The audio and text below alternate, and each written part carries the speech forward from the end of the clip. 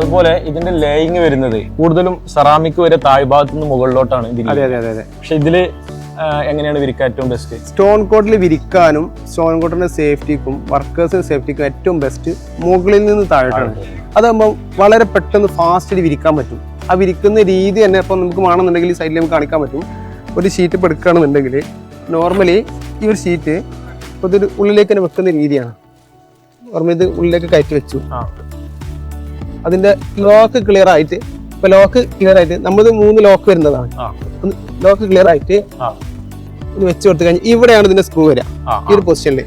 അങ്ങനെയാകുന്ന സമയത്ത് സേഫ്റ്റി കൂടുതലാണ്. വർക്കേഴ്സിന് കീഴോട്ട് സുഖമായിട്ട് വിരിച്ചു വരുമ്പോൾ അതെ ഷീറ്റ് നമുക്ക് വിരിക്കാൻ ഏറ്റവും സുഖം പോകുന്നത് ഡ്രില്ല് ചെയ്യാൻ ഇങ്ങനെ നിൽക്കുമ്പോൾ അവർക്ക് ബാലൻസ് കിട്ടുള്ളൂ. സേഫ്റ്റി ഇത് തന്നെയാണ്. മുകളിൽ ഒരിക്കലും താഴ്ന്ന മുകളിലേക്കല്ല വിരിക്കുന്നത്. പ്രത്യേകം ശ്രദ്ധിക്കേണ്ടത് ഇപ്പം ഒരു ഷീറ്റിന്റെ പകുതിയിലായിരിക്കണം വർക്ക് ഫുൾ ഷീറ്റ് വരുന്നത്. നമ്മള് കല്ല് ജോയിന്റ് ഒരേപോലെ വരാൻ പാടില്ല. അങ്ങനെ വന്നു കഴിഞ്ഞാൽ ഈ വിൻഡ് വരുന്ന സമയത്ത് സപ്പോസ് എന്തെങ്കിലും പ്രശ്നം, ഇപ്പൊ ലീക്ക് ചാൻസ് ഒക്കെ കൂടുതലാണ് ഇങ്ങനെ വരുമ്പോ. ലീക്ക് ഉണ്ടാവില്ല, പക്ഷെ എന്നാലും ഒരു എക്സ്ട്രാ സേഫ്റ്റിയും ഇതിന്റെ പാറ്റേണിലുള്ള ഭംഗിയും ഈ രൂപത്തിലാണ്. അതുകൊണ്ടാണ് നമ്മൾ മുറിക്കുമുറി, ഇപ്പൊ കല്ല് മടക്കുന്ന പോലെ മുറിക്കുമുറി എന്ന് പറയാറുണ്ട്.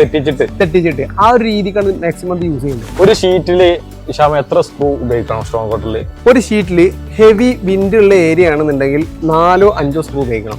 കാറ്റ് കുറഞ്ഞ ഏരിയകളാണെങ്കിൽ മിനിമം ജോയിന്റിൽ 2 സ്ക്രൂവും സെന്ററിൽ 2 സ്ക്രൂ, 4 അല്ലെങ്കിൽ 3 സ്ക്രൂ.